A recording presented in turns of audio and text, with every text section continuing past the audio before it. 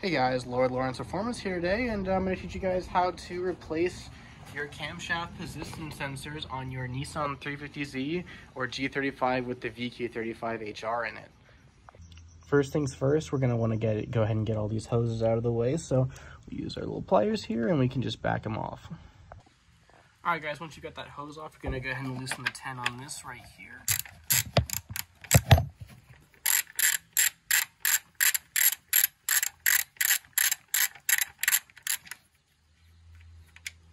I like to take the stuff off with fingers so that way it doesn't fall down into the abyss. Just makes life a lot easier. Go ahead, put that to the side. You're going to unclip this clip right here off the evap purge solenoid. And you're going to get the 10 on the back side as well, on the other side.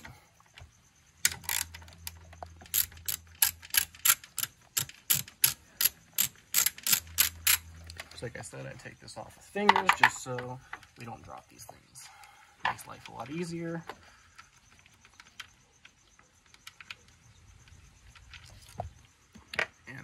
That out of the way. And then same thing with this guy right here. We're going to go ahead and take this 10 off so we can get these hard lines out of the way.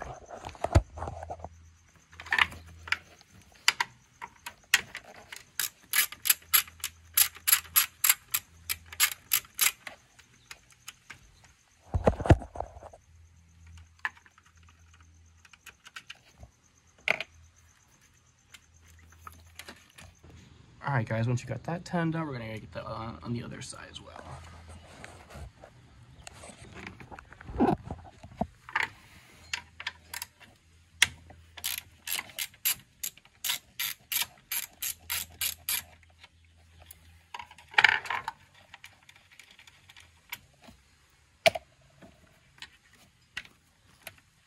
And now we can freely move these hoses out of the way to get directly to our boy right there. So you're going to go ahead and disconnect this clip right here to the actual camshaft sensor right there, and just pull it off and push it out of the way for a second, and then we're going to go ahead and grab a deep 10 and take that bolt out.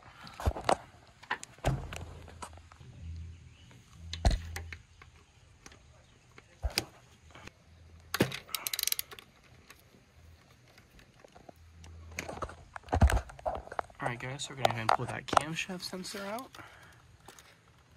Just gently tug on it and she'll come out. Alright, go ahead and get our new one, and we're just going to go ahead and shove her down there.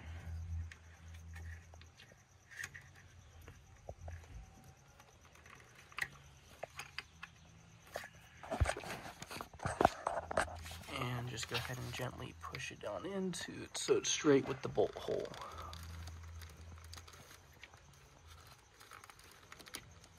There we go.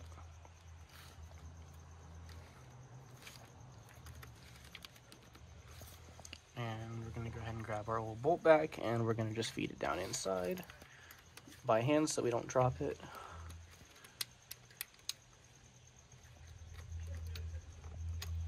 And just be careful not to strip it. Don't want to do that. And just make sure it goes in by finger, and then you can finish it off the rest of the way with a deep 10 right there.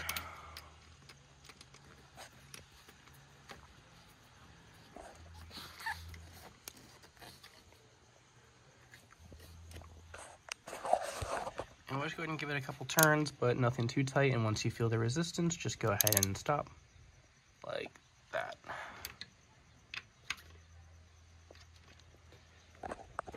And technically this side is a little bit easier since you got some pretty solid access there, but we're still going to go ahead and take this hose off right here so I can move it out the way.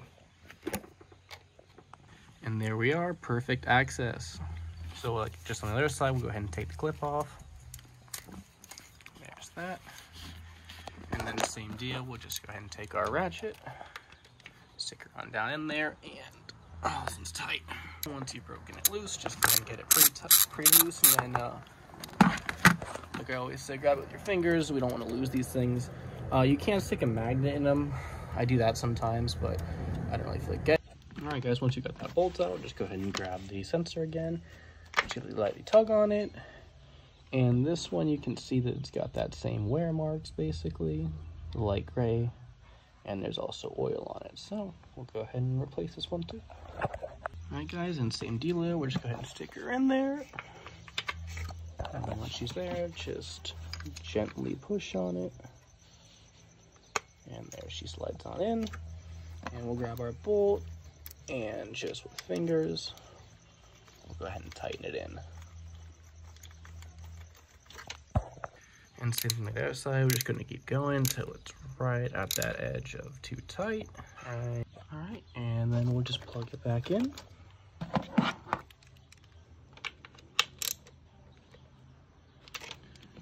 Alright, and then we'll just go ahead and plug it back in. And then we'll go ahead and get our hose back on. Disconnected and everything's reconnected. You can go ahead and put these guys back on. So we'll start with this 10 on this end.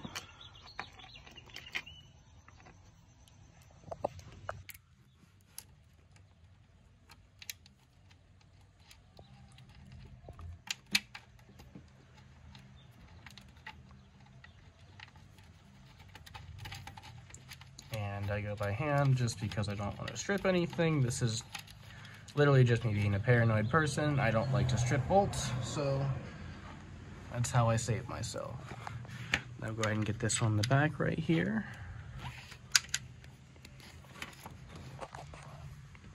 Go ahead and get this guy all threaded in.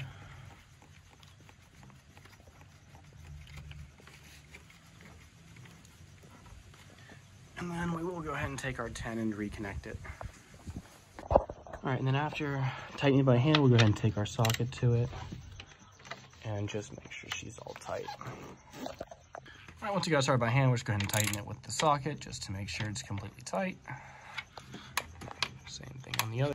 And then same thing with this guy right here. We'll go ahead and get our two 10mm bolts in there. All right, guys, once everything's reconnected, we'll go ahead and reconnect the battery and then we'll go ahead and give it a start. All right, we'll go ahead and give it a turn on.